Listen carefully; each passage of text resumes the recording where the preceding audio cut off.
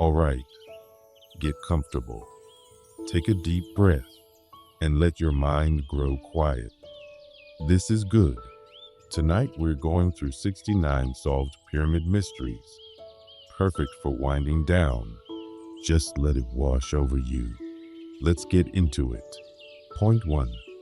The pyramids, they were built by paid, skilled workers who received food, medical care, and days off. For centuries, popular belief claimed Egyptian pharaohs enslaved thousands to build the pyramids. This was completely dismantled in 1990 when a hidden cemetery near Giza was accidentally discovered. Excavations led by Dr. Zahi Hawass revealed tombs belonging to ordinary workers, decorated and positioned near the pharaoh's pyramid, an extraordinary honor no slave would receive. Skeletal remains showed healed fractures and successful surgical procedures, confirming professional medical care. Administrative papyri record wages paid in bread, beer, and meat according to skill rank. Workers rotated in shifts and received rest days. Every piece of evidence confirms a respected, organized, and compensated professional workforce, not enslaved people. Point 2. Hidden 9-meter corridor confirmed in 2023. A hidden 9-meter corridor inside the Great Pyramid of Khufu was confirmed in 2023 by the Scan Pyramids project using cosmic ray muon imaging. It sits behind the main entrance chevron blocks and was the first new structural discovery inside the pyramid in decades. The Scan Pyramids project, a multinational scientific mission launched in 2015, used cosmic ray muon imaging to scan the pyramid non-invasively. Muons are subatomic particles that penetrate dense stone at measurable rates, revealing empty spaces beneath. In 2023, this technology confirmed a 9-meter corridor hidden directly behind the chevron-shaped limestone blocks above the pyramid's main entrance. The corridor measures roughly 2 meters wide. Its exact purpose remains under investigation, but researchers believe it may have relieved structural pressure on the entrance area during construction. This was the most significant internal discovery inside the Great Pyramid in over a century, confirmed by Egypt's Ministry of Tourism and Antiquities. Point 3. The lost Aramat branch of the Nile confirmed in 2024.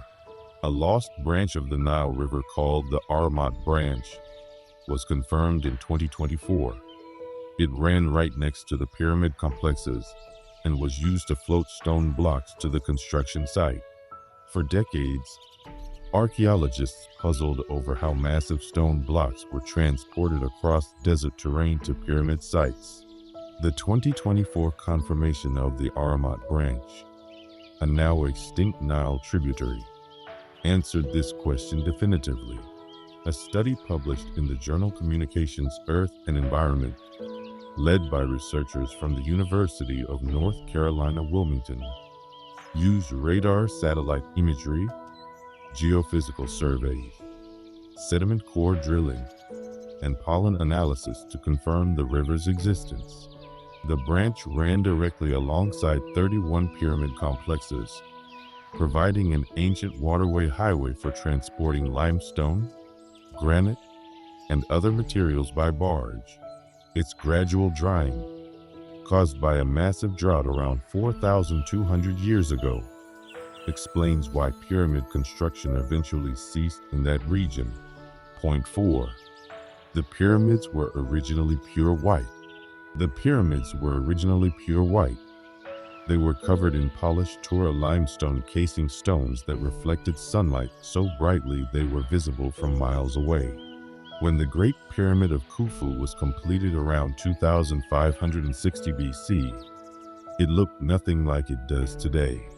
Its entire outer surface was sheathed in approximately 144,000 highly polished white Tura limestone casing stones, each weighing around 10 tons. These stones were cut with extraordinary precision, joints measuring less than 1/50th of an inch, creating an almost mirror-like surface. Ancient records and Greek writings describe the pyramid as brilliantly white and blinding under sunlight, visible from great distances across the desert. This is not legend, but confirmed by the surviving casing stones still visible at the base of the Great Pyramid and the intact upper section on the Pyramid of Khafre, which clearly shows the original white cladding. Point 5. White limestone casing was stripped for building materials. The white limestone casing was stripped off over centuries by later civilizations to build mosques and palaces in Cairo, confirmed by historical records. This is why the pyramids appear rough and stepped today. The pyramids' rough, stepped appearance today is not their original state, but the result of centuries of deliberate stone removal. Following a massive earthquake in 1303 AD that loosened many casing stones, local builders and rulers began systematically removing the polished white limestone for construction projects in Cairo. Historical records confirm that the Bahri Sultan and Nasir ad-Din al-Hasan used Giza's casing stones to build the Al-Hassan Mosque in the 14th century. Arab historian al-Makrizi documented the stripping process in detail.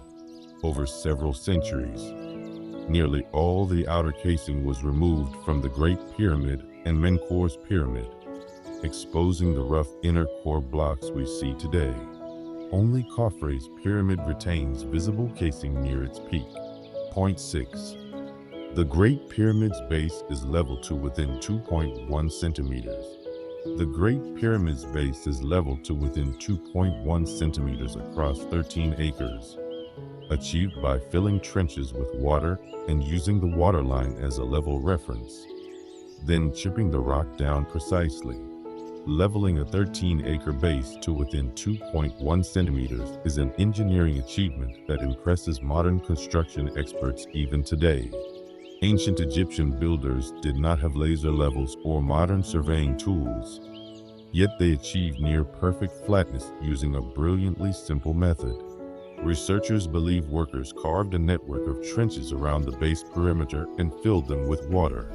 Since water always finds a perfectly flat level, the water line served as an exact reference point. Builders then chipped away any rocks sitting above that line. The result, confirmed by precise modern surveys, is a base that deviates by no more than 2.1 centimeters across its entire 230-meter wide foundation. Likely robbed in antiquity, its permanent presence inside the chamber is confirmed by every archaeological expedition that has entered the pyramid. Point 9. 2 air-filled voids discovered in Menkaur's pyramid in 2025. 2 air-filled voids were discovered behind the eastern face of the Pyramid of Menkaur in 2025 using radar, ERT, and ultrasound, confirming a long-suspected second hidden entrance.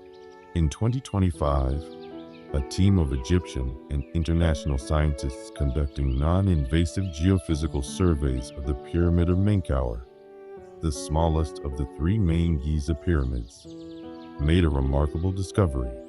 Using a combination of ground-penetrating radar, electrical resistivity tomography, ERT, and ultrasound technology, researchers identified 2 distinct air-filled cavities beneath the pyramid's eastern face. These were not natural cracks or geological formations. Numerical simulations confirmed they were constructed voids. One cavity, designated A1, sits approximately 1.35 meters below the surface and measures roughly 1.5 meters wide by 1 meter high. The discovery strongly supports the long-held hypothesis that Menkaur's pyramid has a second hidden entrance on its eastern side, potentially leading to undiscovered chambers. Excavation and further analysis are ongoing. Point 10. Workers were buried with honor near the pyramids. Workers were buried with honor near the pyramids. Their tombs show signs of skilled medical care, including bone surgeries, completely disproving the slave theory. The discovery of the pyramid workers' cemetery near Giza in 1990 provided definitive, physical proof that the builders were not slaves. The tombs found were not mass graves or unmarked pits. They were individually constructed burial sites with mud brick vaulted chambers, false doors, and offerings. Being buried near the pharaoh's pyramid was among the highest honors an ordinary Egyptian could receive, reflecting the deep spiritual significance of proximity to the king in the afterlife.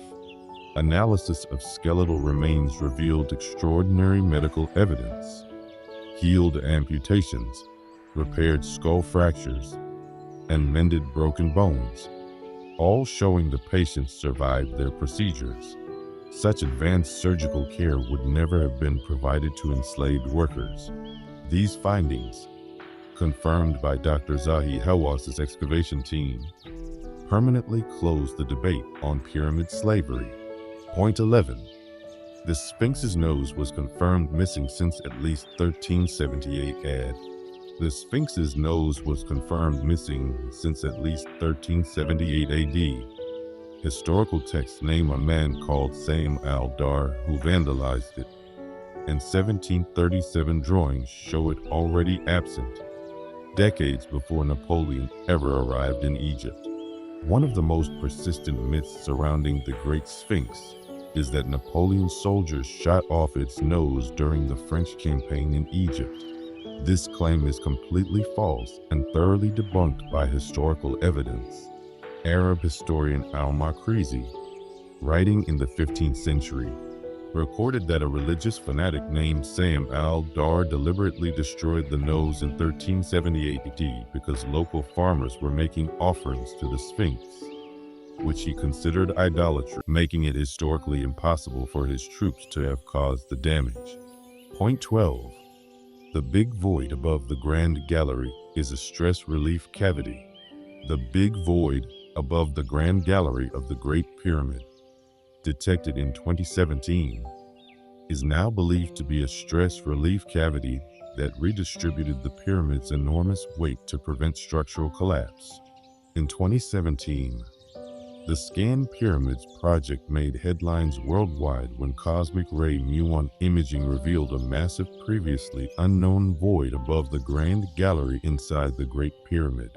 The void is at least 30 meters long and is the largest internal space discovered in the pyramid since the 19th century. Initial speculation ranged from a hidden chamber to an undiscovered burial room.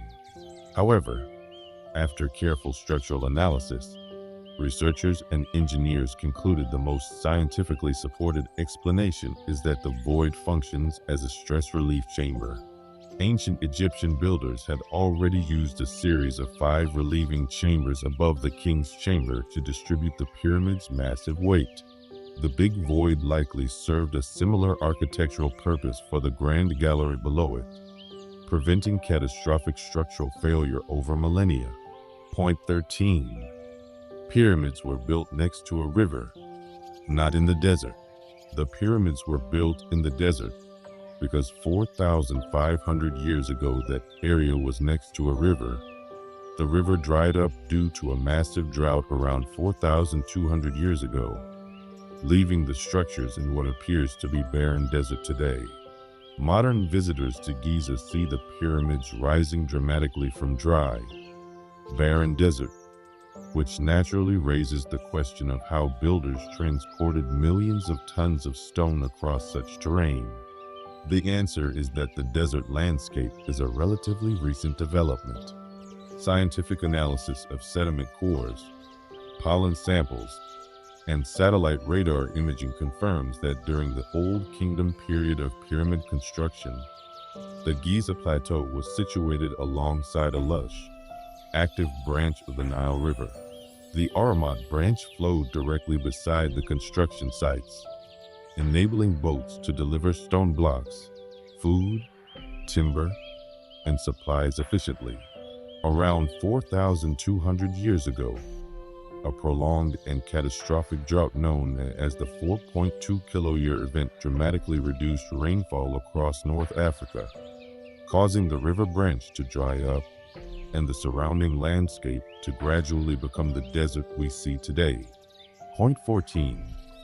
The sun sets precisely between two pyramids during summer solstice. During the summer solstice, the sun sets precisely between the pyramids of Khufu and Khafre when viewed from the Great Sphinx, a deliberate solar alignment confirmed by astronomers. Ancient Egyptian civilization was deeply intertwined with solar observation and worship. The sun god Ra held supreme importance in their religion, and this reverence is physically encoded into the architecture of the Giza plateau. Astronomical studies confirm that on the evening of the summer solstice, an observer standing at the Great Sphinx and looking westward sees the sun descend and set in the exact gap between the pyramids of Khufu and Khafre. The visual effect resembles the Egyptian hieroglyph Akhet, meaning horizon, a solar disk sitting between two mountains. This alignment is not coincidental. The pyramids were positioned with sophisticated astronomical knowledge to create this precise celestial event, reinforcing the pharaoh's divine connection to Ra and the sun's eternal cycle of death and rebirth. Point 15. Some limestone blocks were cast like early geopolymer concrete. Some limestone casing stones near the top show chemical properties of reconstituted limestone, confirmed by Drexel University electron microscopy, including nanoscale silicon dioxide spheres, proving some blocks were cast like early geopolymer concrete. French materials scientist Joseph Davidovits proposed decades ago that some pyramid blocks were not quarried and carved, but were instead cast in place using a form of ancient geopolymer concrete, essentially a limestone slurry poured into wooden molds. This controversial theory gained significant scientific credibility when researchers at Drexel University conducted electron microscope analysis of casing stone samples from the upper sections of the Great Pyramid. Their findings, published in peer-reviewed literature, revealed the presence of nanoscale amorphous silicon dioxide spheres, a feature found in man-made reconstituted stone, but not in naturally quarried limestone. The chemical composition also showed traces of organic materials consistent with binders. This does not mean all pyramid blocks were cast, but it strongly confirms that at least some, particularly the harder-to-reach upper casing stones, were manufactured rather than quarried. Point 16. Workers wetted sand to reduce friction while moving heavy blocks. Workers wetted the sand in front of heavy sledges to reduce friction by 50%, confirmed by physics experiments, ancient tomb wall paintings, and a 12th dynasty painting showing a worker pouring water, moving multi-ton stone blocks across desert sand without wheels or modern machinery sounds almost impossible. Yet ancient Egyptians solved this engineering problem with elegant simplicity. A wall painting discovered in the tomb of Jehuti-Hotep, dating to the 12th dynasty around 1900 BC, depicts 172 men hauling a massive statue on a wooden sledge while a figure at the front pours liquid onto the sand ahead of the runners. For decades, Egyptologists debated whether this was ceremonial or functional. In 2014, physicists from the University of Amsterdam settled the debate experimentally. Their tests confirmed that adding the right amount of water to sand reduces the friction coefficient by approximately 50%, making it far easier to slide heavy loads. The ancient Egyptians had independently discovered the physics of capillary adhesion thousands of years before modern science named it. Point 17. The bent pyramid was deliberately changed mid-construction. The bent pyramid at Dashur was deliberately built at a reduced angle mid-construction, confirmed to be because the steeper original angle caused the structure to become unstable, forcing engineers to correct the incline. The bent pyramid of Pharaoh Snefru at Dashur is one of the most visually distinctive pyramids in Egypt. Its sides begin at a steep 54-degree angle before abruptly changing to a shallower 43-degree slope about halfway up, giving it its unmistakable bent appearance. For years this puzzled archaeologists, but modern structural analysis has confirmed the explanation. During construction, the steep lower angle began causing dangerous internal cracking and stress fractures in the structure. Ancient engineers, recognizing the instability, made the emergency decision to reduce the angle significantly to complete the pyramid safely. Interior passages also show evidence of hasty reinforcement with cedar beams during this crisis period. The bent pyramid is therefore not a mistake, but a remarkable real-time engineering correction. Direct evidence that ancient builders actively problem-solved and adapted during construction. Point 18. A French survey found evidence of an internal spiral ramp. A 1980s French microgravimetric survey of the Great Pyramid recorded unexplained low-density spiral patterns along the pyramid's edges, now understood as strong evidence of an internal construction ramp corkscrewing upward inside the structure. One of the greatest unsolved questions in Egyptology has been how workers raised millions of stone blocks to increasingly greater heights as the pyramid grew taller. External ramps would have required more material than the pyramid itself at upper levels. In the 1980s, a French team conducted a detailed microgravimetric survey of the Great Pyramid, measuring subtle variations in gravitational pull across its structure. They recorded puzzling low-density anomalies running in a spiral pattern along the pyramid's interior edges, areas less dense than surrounding solid stone. Architect Jean-Pierre Houdin later proposed these anomalies perfectly match a theoretical internal spiral ramp that construction teams used to haul blocks upward from inside the pyramid. An L-shaped room confirmed that the northeast corner precisely aligns with where such a ramp would need to turn, lending further credibility to this theory. Point 19. The Aramat branch was approximately 64 kilometers long. The Aramat branch was approximately 64 kilometers long and 200 to 700 meters wide, confirmed by radar satellite imagery, geophysical surveys, and sediment core drilling. The 2024 confirmation of the Aramat branch provided not just proof of its existence, but detailed measurements of its impressive scale. According to the study published in Communications, Earth and Environment, the ancient Nile tributary stretched approximately 64 kilometers in length and varied between 200 and 700 meters in width depending on the season and location. Researchers established these dimensions through a multi-method scientific approach combining remote sensing radar satellite imagery, which can detect buried geological features beneath sand, with on-the-ground geophysical surveys and physical sediment core drilling. The cores contained fossilized pollen from aquatic and riverside plants, biological proof of a once active waterway. The sheer size of the Aramat branch confirms it was not a minor canal, but a major river arm fully capable of carrying large barges loaded with pyramid construction materials over centuries. Point 20. The Aramat branch ran past 31 pyramids across multiple dynasties. The Aramat branch ran past the sites of 31 pyramids from South Lish to Giza, spanning the 3rd to 13th dynasties, explaining why pyramids are concentrated along that specific geographic strip. Before the 2024 discovery of the Aramat branch, Egyptologists struggled to explain why ancient pyramid builders consistently chose sites along a specific narrow corridor stretching from Giza in the north to Lisht in the south. The answer is now confirmed. They were all following the river. The Aramat branch flowed directly past 31 known pyramid sites, spanning over 1,000 years of construction from the 3rd dynasty around 2686 BC to the 13th dynasty ending around 1649 BC.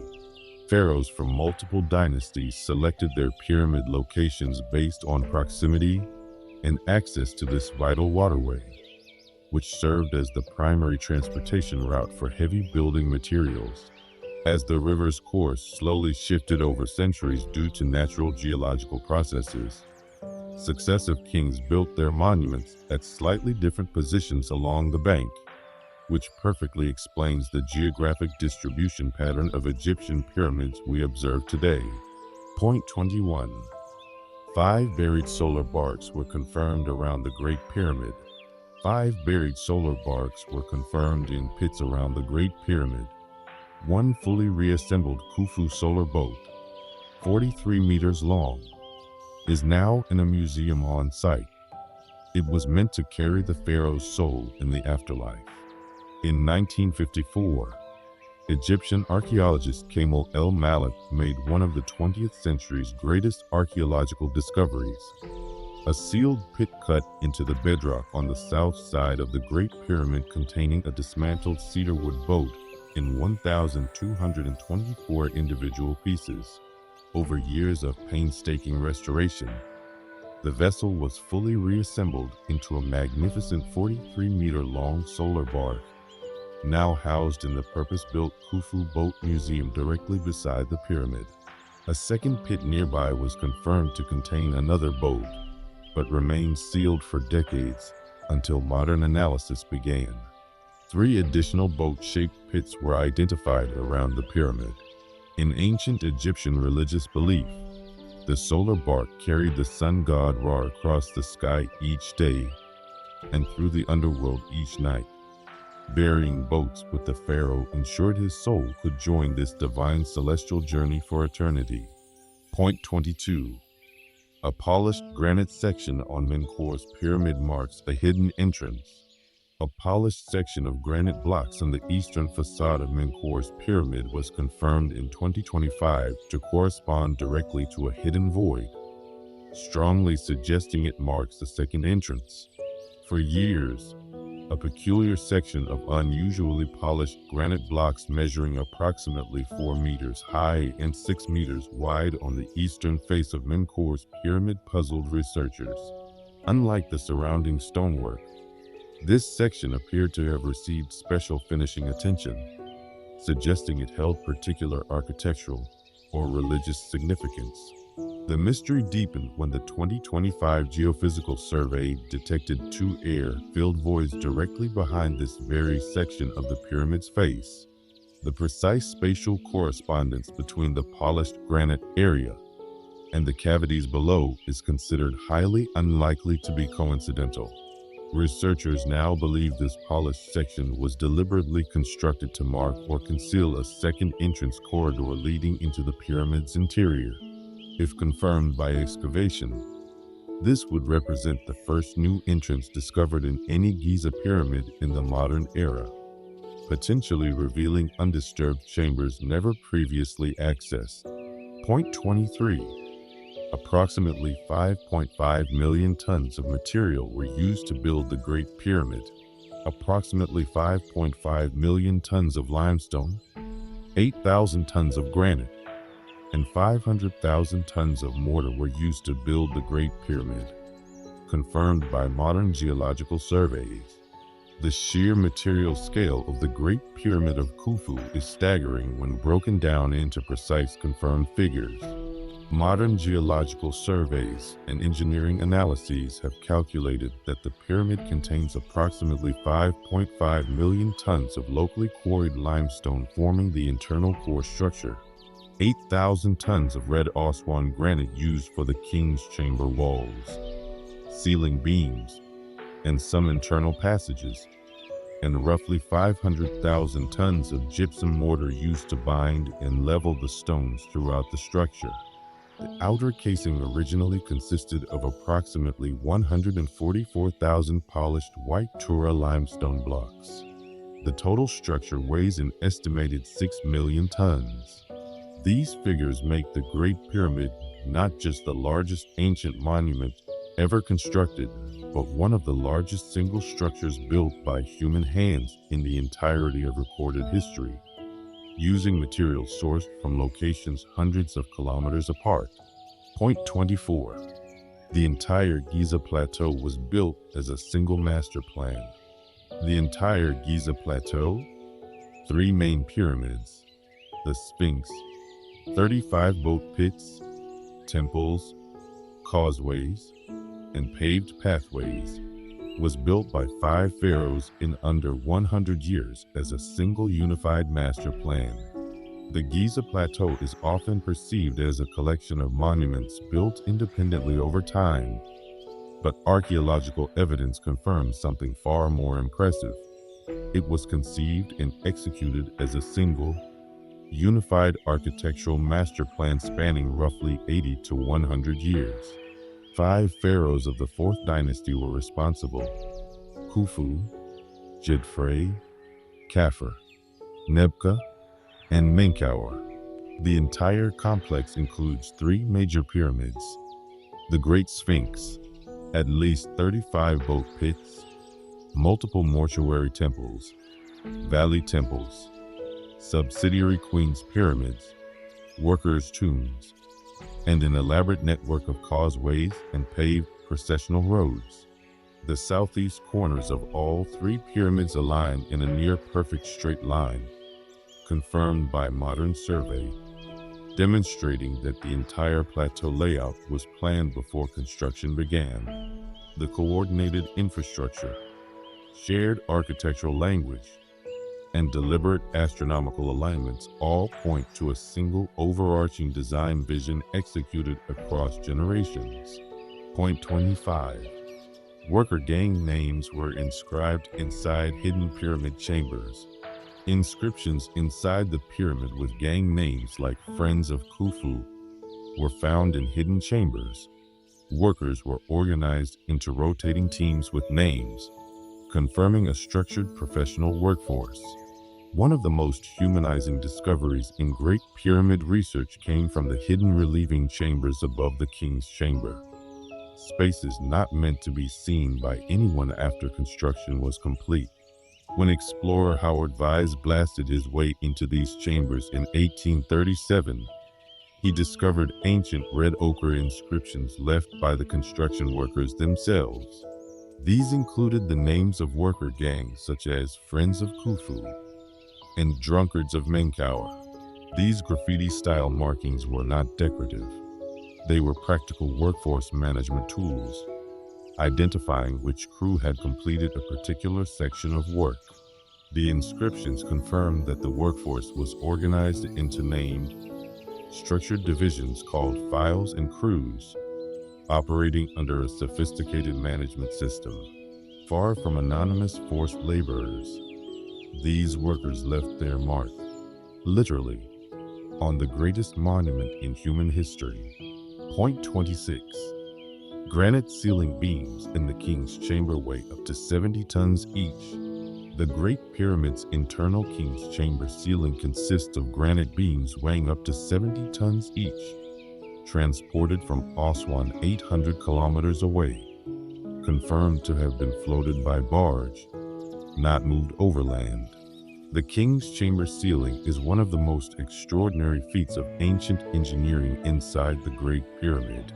9 massive red granite beams, each weighing between 25 and 70 tons, span the chamber ceiling and support the immense weight of the pyramid above. These beams were not sourced locally. They were quarried at Aswan, approximately 800 kilometers south of Giza. Archaeological and textual evidence confirms they were transported by large wooden barges along the Nile River, leveraging the annual flood season when water levels were highest and navigation easiest. The logistics of loading, floating, and unloading such enormous stone beams remain impressive by any standard. Their precise placement inside the chamber, combined with the 5 stress relieving chambers built above them, demonstrates that ancient Egyptian engineers had a sophisticated understanding of load distribution, structural stress, and long-distance material logistics. Point 27. A staircase ramp system was discovered at Hatnub Quarry in 2018. A staircase ramp system with wooden posts was discovered at the Hatnub Alabaster Quarry in 2018, confirming Egyptians could haul massive blocks up slopes steeper than 20%, dating to Khufu's reign. The discovery of an ancient haulage ramp at the Hatnub Alabaster Quarry in the Egyptian desert in 2018 fundamentally changed our understanding of how pyramid builders moved heavy stones up steep inclines. The ramp, uncovered by a Franco-Egyptian archaeological mission led by Yanis Gourdon and Roland Inmarch, features a central staircase flanked by two side staircases with post holes cut into the rock at regular intervals. Ropes threaded through wooden posts inserted into these holes allowed workers to use a pulley-like system to haul sledges carrying heavy blocks up gradients exceeding 20 degrees. This was far steeper than engineers had previously assumed was possible using ancient technology. The ramp dates precisely to the reign of Khufu, making it directly contemporary with Great Pyramid construction. It confirms that ancient builders possessed practical mechanical solutions for moving enormous weights vertically that modern researchers had long underestimated. Point 28. Limestone casing joints were cut to less than 1/50th of an inch. The limestone casing joints are so precise that gaps measure less than 1/50th of an inch, achieved without mortar in most areas through extreme precision cutting and surface grinding. The precision of the Great Pyramid's original white limestone casing stones is so extraordinary that modern stonemasons and engineers struggle to replicate it, even with contemporary tools.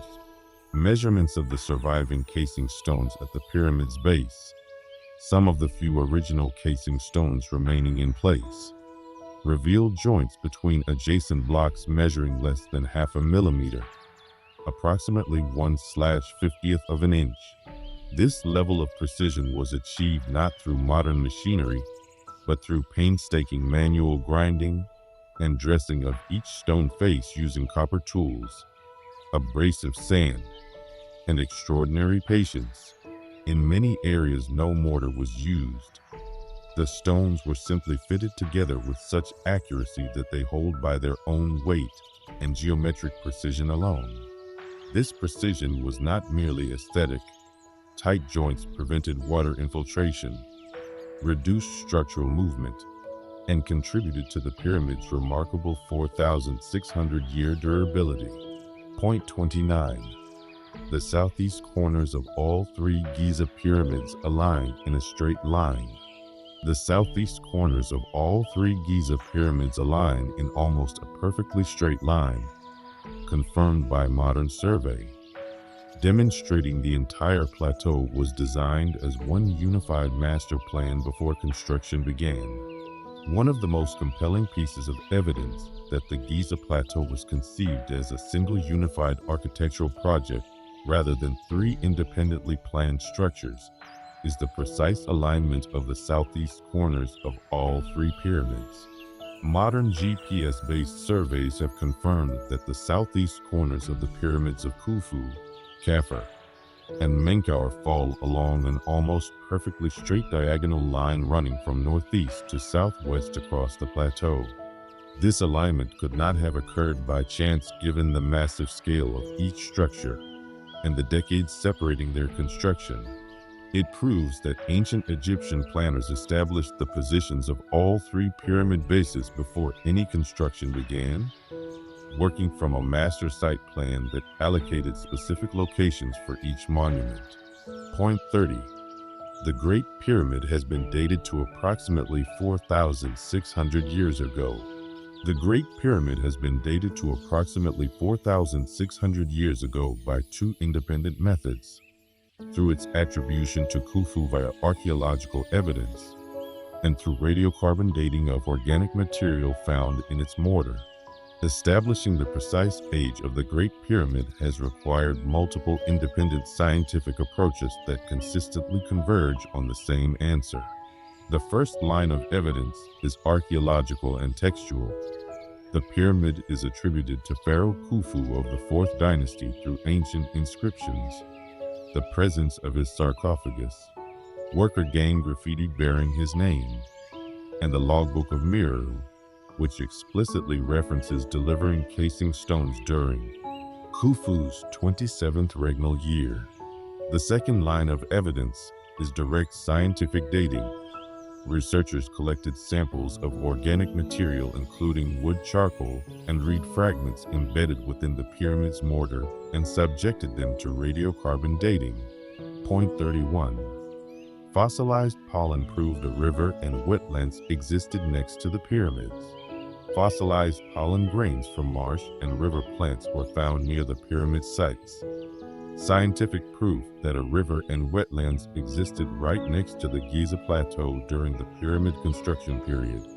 The transformation of the Nile Delta region over thousands of years has been dramatic, and fossilized pollen provides a precise biological record of what the landscape once looked like.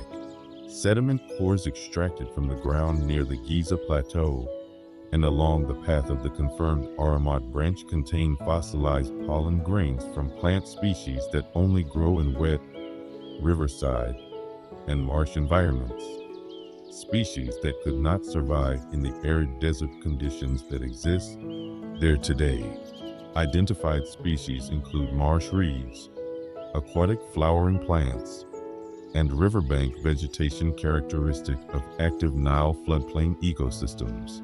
These pollen grains were deposited during the Old Kingdom period when pyramid construction was actively underway, placing their date precisely within the construction era. Point 32. The Great Sphinx was built during the reign of Pharaoh Khafre. The Great Sphinx was built during the reign of Pharaoh Khafre around 2500 BC, confirmed by luminescence dating, stylistic analysis, and the Sphinx's direct alignment with Khafre's causeway and pyramid complex.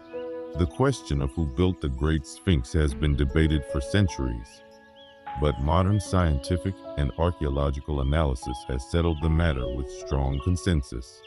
The most compelling evidence is architectural. The Sphinx sits in precise alignment with Khafre's causeway, which runs from his valley temple directly past the Sphinx enclosure toward his pyramid. The Sphinx temple built directly in front of the monument uses the same architectural style and identical limestone blocks as Khafre's valley temple immediately adjacent to it. Stylistic analysis of the Sphinx's face shows strong resemblance to confirmed portraits of Khafre found in his valley temple. Luminescence dating of the Sphinx temple sediments places construction firmly in the mid-3rd millennium BC, consistent with Khafre's reign, while a minority of researchers argue for an older date. The overwhelming body of evidence consistently points to Khafre as the builder of this iconic monument. Point 33. The Step Pyramid of Djoser was the first pyramid ever built. The Step Pyramid of Djoser, built around 2650 BC, was the first pyramid ever built, confirmed as 6 stacked mastabas designed by the architect Imhotep, clad in white Tura limestone. Before the Step Pyramid, Egyptian pharaohs were buried in flat-roofed rectangular mud brick structures called mastabas. The revolutionary leap to pyramid architecture was made during the reign of Pharaoh Djoser of the 3rd dynasty around 2000. Spiral ramp theory proposes that construction workers used an external ramp for the lower third of the pyramid, and then switched to a corkscrew ramp running just inside the pyramid's outer casing for the upper 2/3. A critical prediction of this theory is that at each corner of the pyramid, the ramp would need a wider turning space, an open notch or room, where workers could maneuver sledges carrying stone blocks around the 90-degree turn. In 2007, when Houdin's 3-dimensional computer model was overlaid with a 3D scan of the pyramid, an L-shaped open space was identified at precisely the correct location on the northeast corner, approximately 270 feet up the structure. This room, confirmed by the scan to date from the construction period, fits Houdin's predicted dimensions with remarkable accuracy. Combined with the 1980s microgravimetric data, This represents strong physical evidence supporting the spiral ramp hypothesis. Point 35. The Sphinx faces east as a deliberate solar monument. The Sphinx faces east toward the rising sun, confirmed as a deliberate solar monument representing the god Horus, in accordance with ancient Egyptian solar religious tradition. The orientation of the Great Sphinx is not arbitrary. It is a precisely intentional astronomical and religious design choice. The Sphinx faces due east, directly toward the point on the horizon where the sun rises during the spring and autumn equinoxes. In ancient Egyptian religious cosmology, the rising sun represented the god Horus in his form as Hormaket, meaning Horus on the horizon. The Sphinx, with its human face and lion's body, embodied this solar deity, a guardian of the rising sun and a protector of the pharaoh's eternal journey. Ancient texts and inscriptions from the New Kingdom period, including the famous dream stele erected by Pharaoh Thutmose IV between the Sphinx's paws, explicitly identify the monument as a representation of Hormaket and document offerings made to it as a solar deity. Point 36. The pyramid's four sides are aligned almost perfectly to true north. The pyramid's four sides are aligned almost perfectly to true north, south, east, and west, achieved using circumpolar star observation and shadow tracking techniques without any modern instruments. The Great Pyramid's cardinal alignment is one of its most remarkable achievements. Modern measurements confirm that the pyramid's sides deviate from true north by only 0.05 degrees, an accuracy of 99.9%.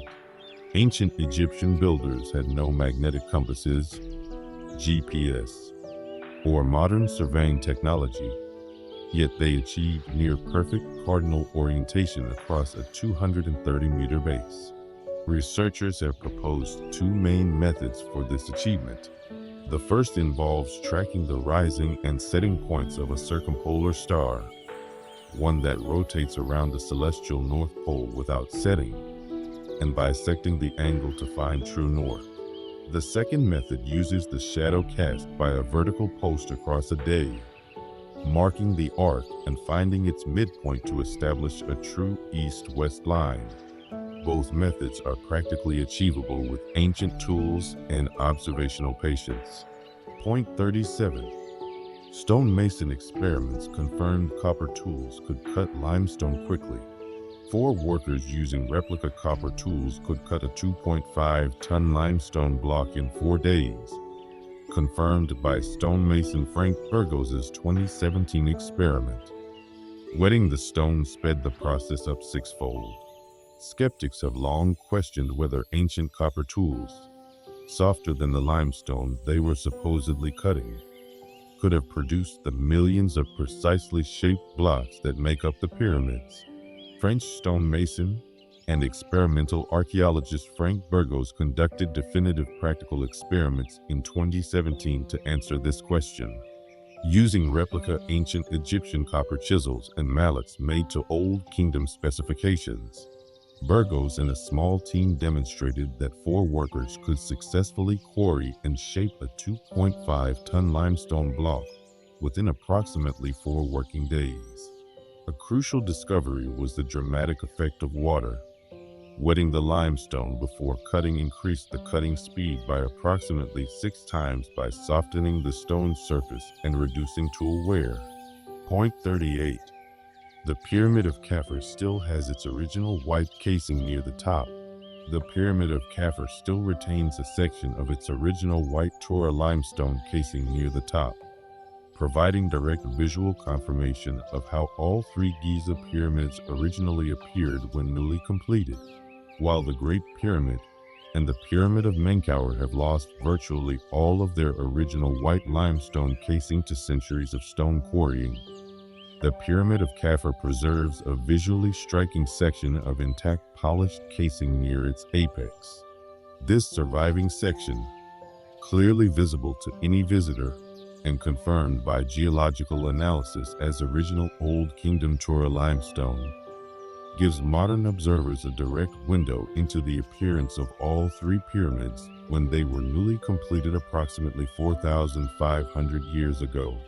The contrast between the rough, exposed core limestone of the lower sections and the smooth, bright white casing at the top dramatically illustrates the transformation that stone removal caused over centuries. The casing stones at this preserved section show the characteristic high polish and tight joint fitting described in ancient accounts. Point 39. The pyramids were built over roughly 20 years. The pyramids were built over roughly 20 years, confirmed by ancient logbooks found near the Red Sea, written by a worker named Mirror during the reign of Pharaoh Khufu. The idea that the Great Pyramid took 20 years to build has been debated and refined by scholars for decades. The most direct confirmation comes from Mirror's diary, the world's oldest known papyrus logbook, discovered at Wadi al-Jarf in 2013. Mirror was an overseer who documented his team's activities during the 27th year of Khufu's reign, indicating construction was still actively underway at that late stage. Since Khufu is believed to have reigned for approximately 26 to 27 years based on multiple ancient king lists, and construction logically began early in his reign, the total construction window aligns closely with 20 years. Engineering calculations further support this timeline. A workforce of 20,000 workers producing and placing approximately 800 tons of stone per day would require roughly 20 years to complete the estimated 6 million ton structure, making the timeline both historically confirmed and mathematically consistent. Point 40. Hemiunu is credited as the architect of the Great Pyramid. Hemiunu, Khufu's vizier and chief official, is widely credited as the architect of the Great Pyramid, confirmed through his mastaba tomb near the pyramid and his title as overseer of all construction projects of the king. Behind every great monument is a great architect, and the Great Pyramid of Khufu is no exception. The man credited with designing and overseeing its construction is Hemiunu, Khufu's nephew and vizier, the highest administrative official in the kingdom. The evidence connecting Hemiunu to the pyramid is direct and compelling. His mastaba tomb, discovered and excavated near the western side of the Great Pyramid, bears inscriptions confirming his title as overseer of all construction projects of the king, the precise administrative role responsible for directing the pyramid project. A life-size limestone statue of Hemiunu, now housed in the Römer und Pelagius Museum in Hildesheim, Germany, depicts a powerfully built man of evident authority and status. His tomb's proximity to the pyramid itself further confirms his intimate connection to the monument. Hemiunu represents the human intellectual genius behind one of history's greatest engineering achievements. Point 41. The quarry for inner limestone was just 300 meters away. The quarry for the inner limestone was located just 300 meters from the Great Pyramid itself, meaning most of the 2.3 million blocks were not hauled from far away, but sourced from the immediate vicinity. One of the most common misconceptions about pyramid construction is that all the stone was transported from distant quarries, implying an almost impossibly large logistical operation. The reality, confirmed by geological survey, is far more practical. The vast majority of the approximately 2.3 million limestone blocks forming the Great Pyramid's inner core were quarried directly from the Giza plateau itself, from a large quarry located just 300 meters south of the pyramid. Geologists have matched the chemical and mineralogical composition of the pyramid's core stones to this nearby quarry site. The excavation of this local quarry also conveniently created a flat, leveled area that was later used as part of the broader construction infrastructure. Point 42.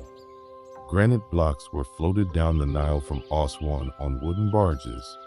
Granite blocks weighing up to 80 tons were quarried 800 kilometers away in Aswan and floated down the Nile on wooden barges, confirmed by multiple ancient texts and archaeological evidence.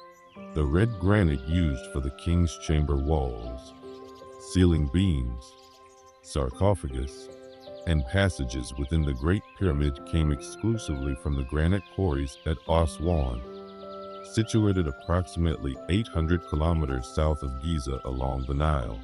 Moving blocks weighing between 25 and 80 tons across this distance was one of the most demanding logistical challenges of the entire pyramid project. Ancient papyri, including records from Mirror's diary referencing similar long-distance stone transport operations, confirmed that wooden barges were the primary transport method during the Nile's annual inundation season, when water levels were highest and currents most favorable. Heavily loaded barges could navigate downriver relatively efficiently. Point 43. The Nile's flood season was deliberately used to transport stone. The Nile's annual flood season was deliberately used to float barges of stone close to the plateau. Canals were dug to bring boats right to the base of the construction site during high water periods. Ancient Egyptian pyramid builders did not fight against nature. They worked with it with remarkable intelligence. The Nile's annual inundation, which flooded vast areas of the surrounding land between July and October each year, was deliberately exploited as a construction advantage. During flood season, the water level rose dramatically, allowing heavily loaded stone barges to navigate much closer to the Giza plateau than was possible during low water periods. Archaeological evidence confirms that workers also dug artificial canals connecting the main Nile channel and the Armad branch to the construction site, effectively creating a harbor infrastructure at the pyramid's base. Mirror's diary specifically describes using such canals to deliver Tura limestone casing stones directly to the site. Point 44. During equinoxes, the Great Pyramid casts almost no shadow at noon. During the spring and autumn equinoxes, the Great Pyramid casts almost no shadow at noon, proof of its intentional astronomical design and precise cardinal alignment. The Great Pyramid's extraordinary astronomical precision manifests in a visually dramatic phenomenon observable twice each year, during the spring and autumn equinoxes, when the sun crosses the celestial equator and day and night are of approximately equal length. The noon sun rises to its exact midpoint in the sky. At this precise moment, due to the pyramid's perfect cardinal alignment and carefully calculated slope angle of approximately 51.85 degrees, the structure casts virtually no shadow on any of its four sides. Each face is illuminated with equal intensity, and the shadow effectively disappears. This is not a coincidence. It required precise knowledge of the sun's annual path, the latitude of the construction site, and the geometric relationship between the slope angle and solar elevation. Point 45. Pyramid corners were set at perfect right angles using simple mathematics. The corners of the pyramids form near perfect right angles, likely achieved using a right triangle with sides in a 3:4:5 ratio, a method requiring no advanced instruments beyond a knotted rope. Achieving near-perfect 90-degree corners across a 230-meter base without theodolites, laser levels, or any modern surveying equipment represents a remarkable practical geometry achievement. The method most widely accepted by researchers and experimental archaeologists is the use of a knotted rope divided into 12 equal segments. When this rope is arranged into a triangle with sides of 3, 4, and 5 segments respectively, the angle opposite the longest side is always exactly 90 degrees, a mathematical property of Pythagorean triples that ancient Egyptians understood empirically, even if they did not formalize it as modern mathematics does. Stretching such a rope triangle at each corner of the pyramid base would have allowed builders to set accurate right angles with nothing more than a simple rope and careful measurement. Point 46. The shifting Ahriman branch explains why pyramids were built in different locations. The changing course and volume of the Ahriman branch over time explains why different dynasty kings built their pyramids in slightly different locations along the strip. Confirmed by the 2024 UNCW study. For over a millennium, pharaoh after pharaoh chose to build their eternal monuments along the same narrow geographic corridor stretching from Giza in the north to Lisht in the south, but never in exactly the same spot. For generations, this pattern puzzled Egyptologists. The 2024 University of North Carolina Wilmington study, published in Communications, Earth and Environment, finally explained it. As the Ahriman branch shifted course, shrank, or silted up over centuries due to natural geological processes, each successive pharaoh selected the nearest accessible point along the river's new bank. The monuments were not arranged by religious or aesthetic preference. They were arranged by water access. Kings needed their construction harbor close. When the river moved, so did the building site. This single finding transformed our understanding of Egyptian royal site selection from a religious mystery into a practical engineering decision driven entirely by river geography. Point 47. Causeways connected pyramids directly to the Ahriman riverbank as active harbors. Causeways running from the pyramids perpendicular to the Ahriman riverbank served as active harbors during construction, confirmed by their alignment and archaeological evidence of material delivery. The long stone causeways stretching away from each Giza pyramid have traditionally been interpreted as ceremonial processional roads, sacred paths along which the pharaoh's body was transported to the tomb. That interpretation is correct, but it is only half the story. Archaeological analysis confirms these causeways also served a profoundly practical purpose during the decades of active construction.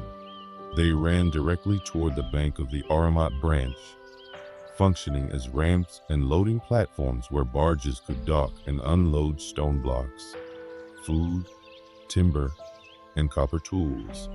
The alignment of every major causeway with the confirmed river course is not coincidental.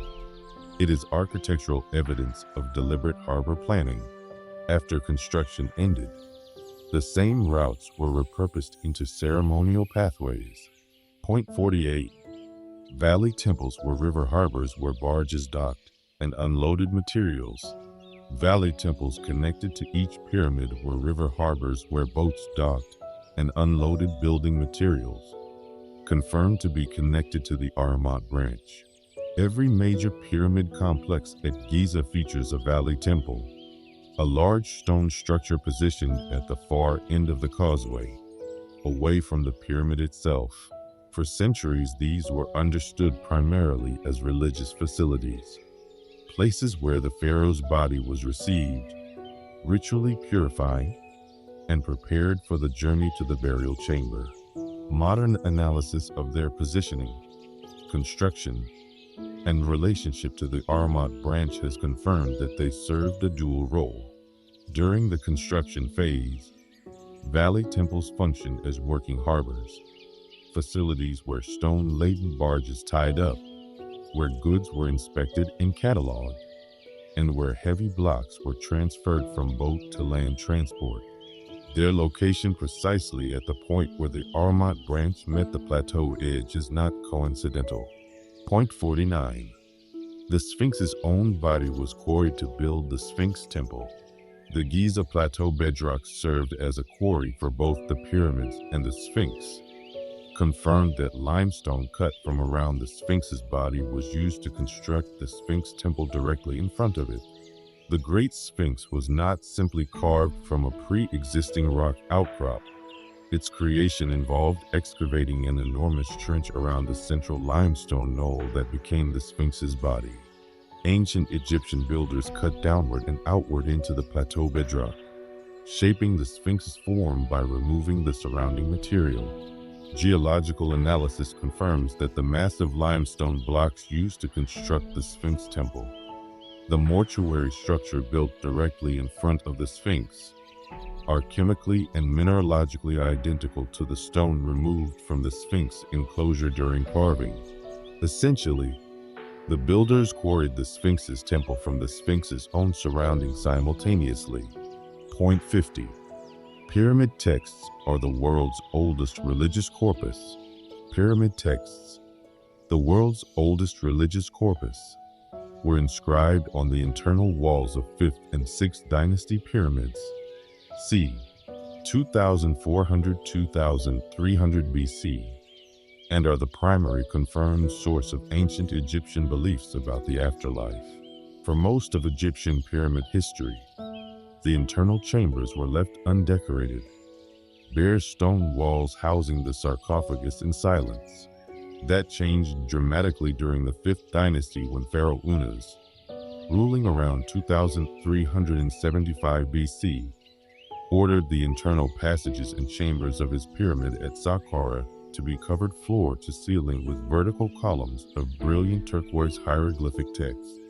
These inscriptions, now called the pyramid texts, are the oldest surviving religious writings in the world, predating the Bible by over 2,000 years.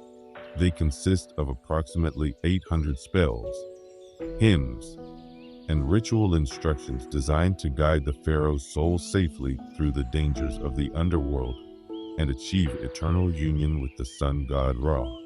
Point 51. Workers were paid in bread and beer based on their skill rank. Workers received wages paid in bread and beer. Ancient records confirm ration scales based on job rank and skill level. The image of pyramid builders as anonymous laborers hauling stones in identical misery completely collapses when you examine the ancient administrative records. Papyri and inscriptions from the Old Kingdom confirm a sophisticated wage system in which workers were compensated according to their specific role and skill level. Unskilled laborers received standard daily rations of bread and beer, the two fundamental caloric staples of ancient Egyptian diet. Skilled craftsmen such as stone dressers, surveyors, and carpenters received larger and higher quality rations, including meat, fish, vegetables, and linen. Foremen and officials received even greater allocations. The system was essentially a salary structure denominated in food rather than currency, and it was carefully recorded and audited by administrative scribes. Point 52.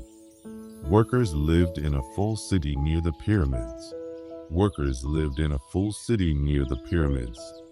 Archaeologists excavated their village, finding bakeries, breweries, hospitals, and cemeteries. Point 52. Workers lived in a full city near the pyramids. Workers lived in a full city near the pyramids. Archaeologists excavated their village, finding bakeries, breweries, hospitals, and cemeteries. One of the most transformative discoveries in modern Egyptology came not from inside the pyramids, but from the ground south of them. Beginning in the 1990s, archaeologist Mark Lenner led excavations that revealed an enormous ancient settlement, a purpose-built workers' city constructed specifically to house the men and women who built the Giza pyramids. This was no temporary camp or rough encampment. The settlement contained permanent mud brick buildings, including industrial-scale bakeries capable of producing thousands of loaves per day, breweries producing beer in equally enormous quantities, fish processing facilities supplied from the Nile, copper tool workshops, administrative buildings, and a formal cemetery. Evidence of medical care was found throughout. Point 53. The workers' lost city was fully excavated south of the Wall of the Crow. The workers' lost city south of the Wall of the Crow at Giza was fully excavated. It housed thousands of workers with streets, sleeping quarters, administrative buildings, and food storage. The most physically defining feature of the ancient pyramid workers' settlement is a massive limestone wall running east to west across the southern edge of the Giza plateau, known as the Wall of the Crow.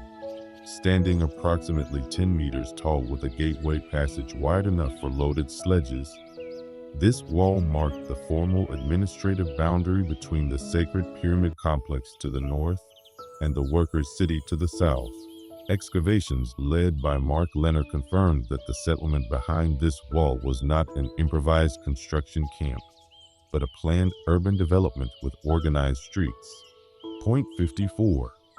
The Pyramid of Menkaure was originally clad in granite. The Pyramid of Menkaure's lower section was originally clad in granite casing, confirmed archaeologically. It likely protected it from stone quarrying for centuries longer than the other two pyramids. The three Giza pyramids were not identically constructed. While Khufu and Khafre used polished white Tura limestone for their entire exterior casing, Pharaoh Menkaure made a different and visually striking architectural choice for his smaller pyramid. He clad the lower 16 courses of the structure in red Aswan granite rather than white limestone. This granite casing was far harder and more difficult to remove than limestone, and archaeological evidence confirms it remained largely intact long after the white limestone casing of the larger pyramids had been systematically stripped for Cairo's construction projects. Several granite casing blocks remain visible at the base of Menkaure's pyramid today, still in their original positions. Point 55. The Red Pyramid was the world's first successful smooth-sided pyramid. The Red Pyramid was Snefru's first successful smooth-sided pyramid, confirmed at a stable 43-degree angle. Its construction directly informed his son Khufu's design of the Great Pyramid. The development of the true smooth-sided pyramid was not a sudden invention. It was the hard-won result of a series of architectural experiments carried out by Pharaoh Snefru, father of Khufu, across multiple decades and building sites. Snefru first attempted the Mitam Pyramid, which eventually partially collapsed. His second attempt, the Bent Pyramid at Dashur, had to be corrected mid-construction when the steep angle proved structurally unsound. His third attempt, the Red Pyramid at Dashur, finally succeeded. Built at the stable and mathematically calculated angle of 43 degrees.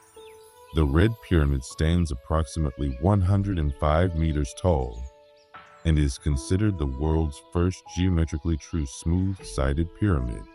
Radiocarbon dating and inscriptions confirm it was completed around 2590 BC. Point 56. Only around 20,000 workers built the Great Pyramid.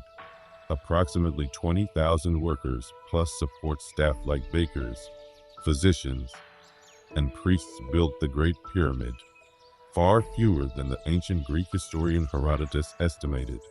When the ancient Greek historian Herodotus visited Egypt around 450 BC, more than 2,000 years after the pyramids were built, he reported being told that 100,000 slaves had labored on the Great Pyramid for 20 years.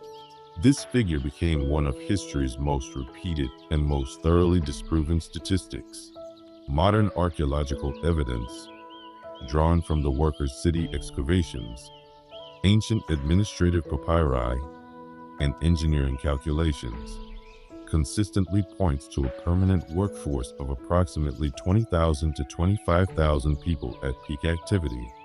This included roughly 5,000 core skilled workers who lived permanently on site, supplemented by rotating teams of laborers who arrived in shifts of several months from across Egypt.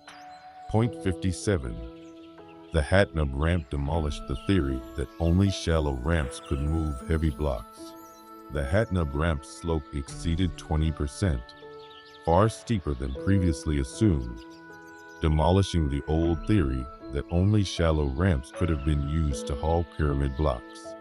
For most of the 20th century, the dominant theory for how pyramid builders moved stone blocks up the growing structure involved vast external ramps built from sand and rubble at a gentle incline. The problem with this theory was always mathematical. To reach the pyramid's upper levels while maintaining a shallow enough slope for workers to haul loads, such ramps would have required more material than the pyramid itself. The 2018 discovery of the Hatnub Quarry ramp fundamentally changed the debate.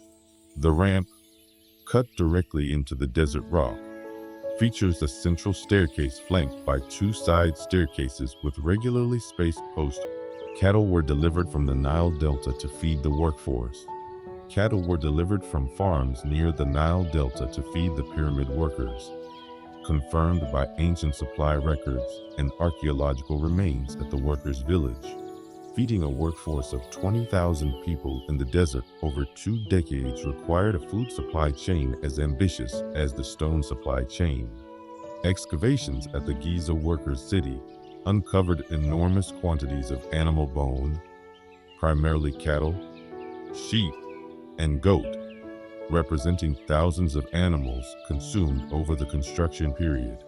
Chemical isotope analysis of the bone samples confirmed something remarkable. The cattle had not grazed locally.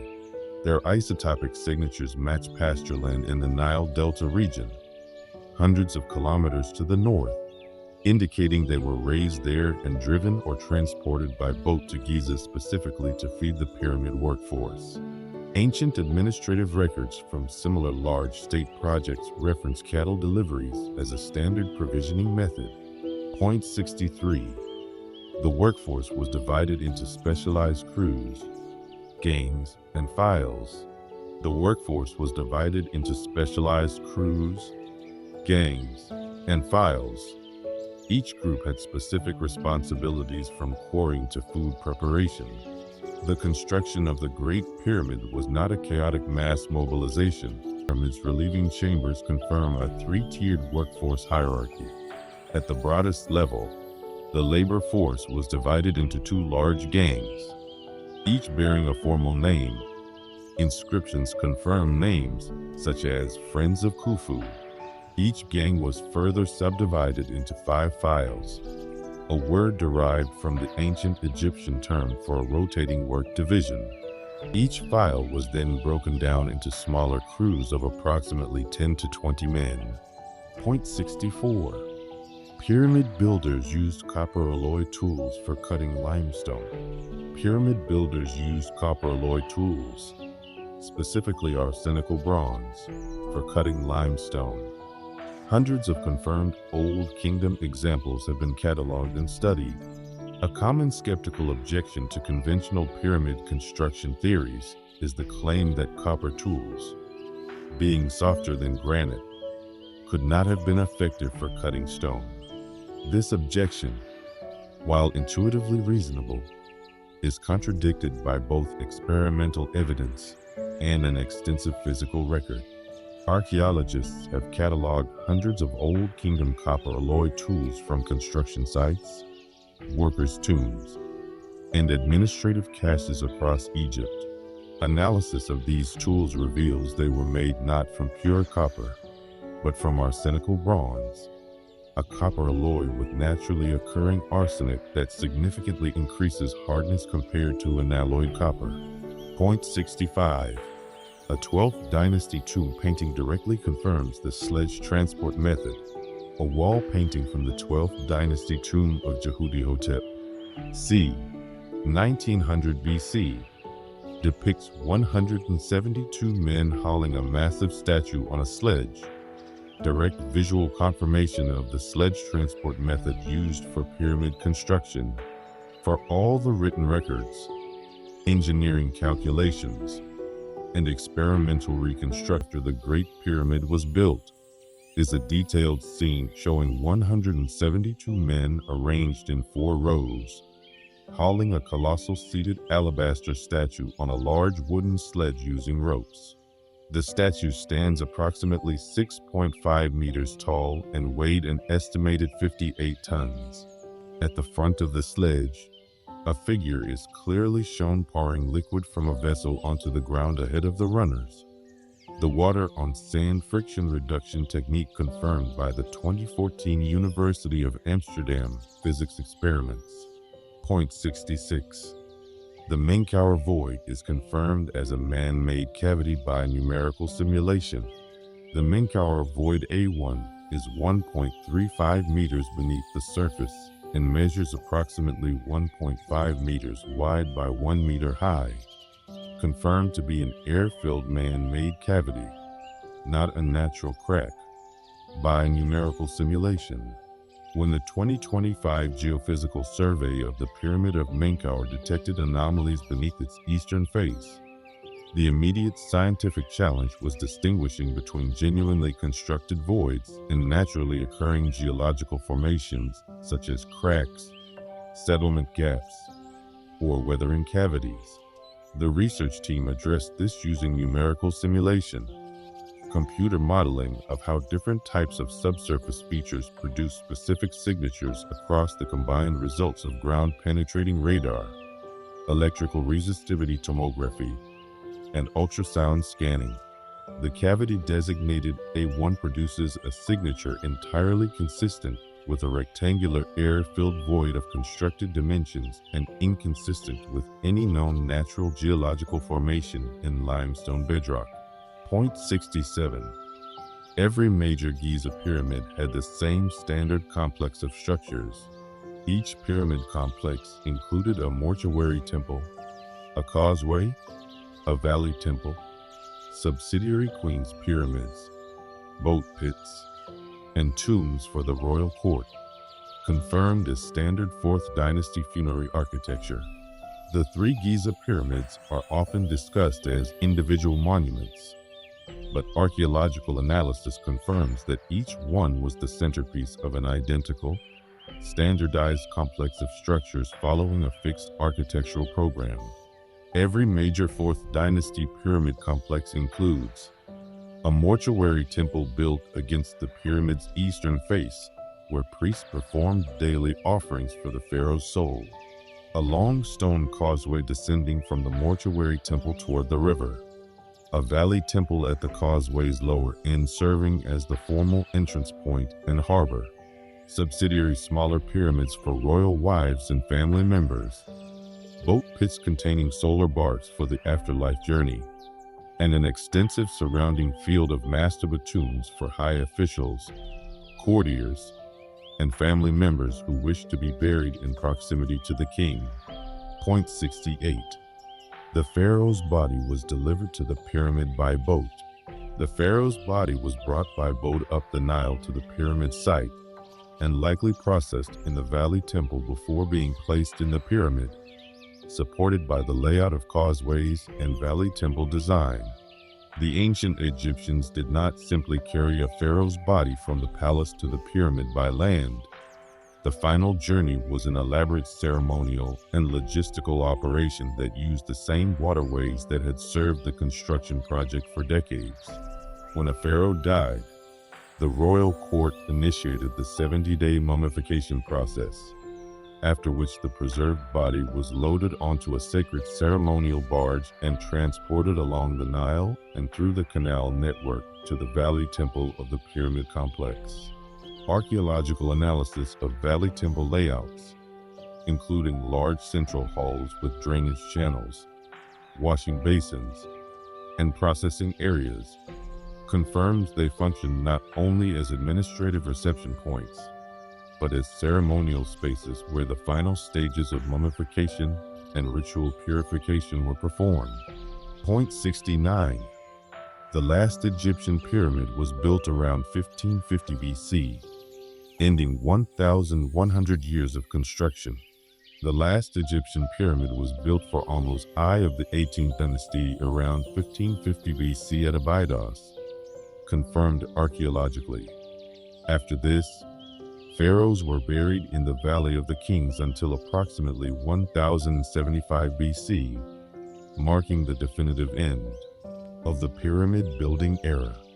The pyramid building tradition that began with Imhotep's revolutionary step pyramid for Djoser around 2650 BC did not end abruptly. It faded across several centuries as political upheaval, resource depletion, and changing religious ideas gradually shifted royal funerary practice. The last confirmed pyramid built for an Egyptian pharaoh was constructed for Ahmose I, founder of the 18th dynasty, at Abydos around 1550 BC. Excavations led by archaeologist Stephen Harvey confirmed the structure and its attribution in the 1990s and 2000s. It was a relatively modest pyramid compared to the towering monuments of the Old Kingdom, a symbolic continuation of the tradition rather than a practical engineering project.